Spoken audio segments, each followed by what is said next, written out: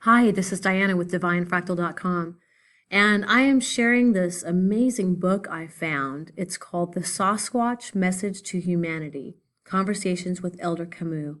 And today we have a really special chapter that we're sharing, Chapter 7. Some of you have asked about communicating with Sasquatch. Maybe this chapter will give you some clues. Chapter 7. Now that you have seen, heard, and felt more evidences of our existence than you can report, you know who we are and how we are connected.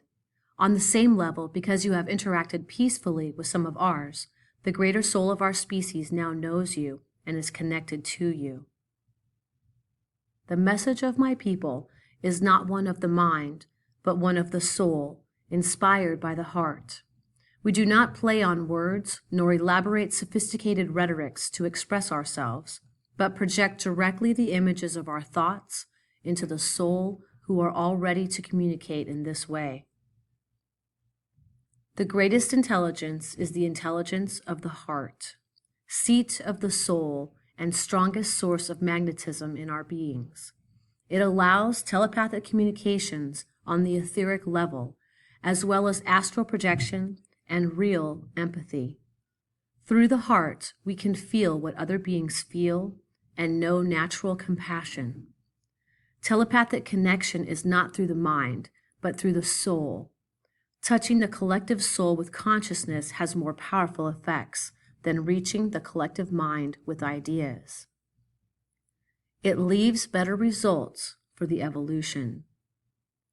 The soul feels through the heart and can sense what other beings feel, animals, plants, stones, or other forms of life.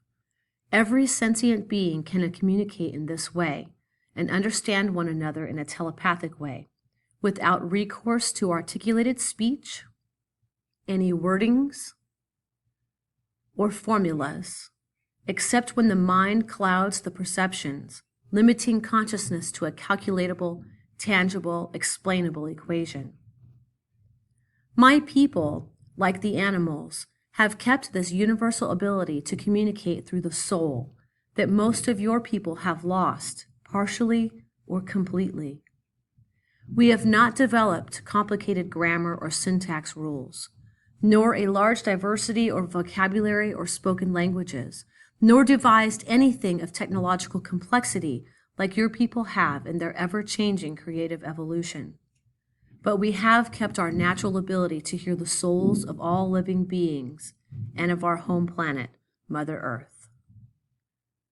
My people, like all sentient beings, can feel the same emotions that your people can feel, but over different reasons. Because we still hear the emotions of other living beings and of Mother Earth, we feel empathy. We can feel the joy of the butterfly in the flower, the pride of the salmon jumping the falls, the confidence of the pack of wolves, the exaltation of the soaring eagle, the serenity of the oak.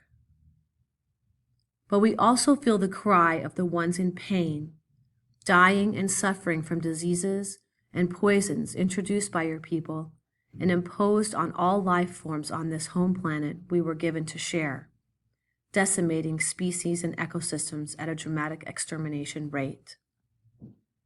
We hear the pains and cries when the sounds of your polluting engines tear down the natural harmony of our wilderness, or when your machinery rips apart the sacred grounds, breaks the rock, cuts the wailing trees, pierces or drills the underground. We hear the pain of the water beings who wash ashore by the millions, choke or mutate because of the activities of your human people, and the legacy of death that the uncivilization enslaving your people has left our home planet with. We hear the pain of your own human people who cry in vain for help as they die in genocides, suffer or seek refuge from the evils done to them by their own human brothers.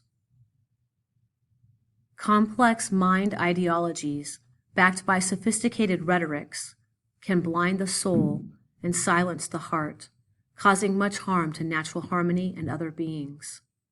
The human people must reconnect through the intelligence of the heart with the wisdom of the soul and feel the empathy and compassion for all.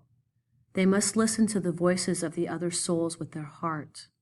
If they do, they will, like us, hear the cries of pain and know that it is so unbearable that all violence and destruction must be stopped at once. If you think this is idealistic and unrealistic, ask yourself how long your sun's civilization can still sustain itself with your growing populations, and then remember how long my people have been here, watching over our younger brother. We hope to share still this home planet with you for many eons to come. This is the end of Chapter 7. Please come back soon for Chapter 8, and in the meantime, remember, be fearless, fill your heart with love, and create art. Love you guys.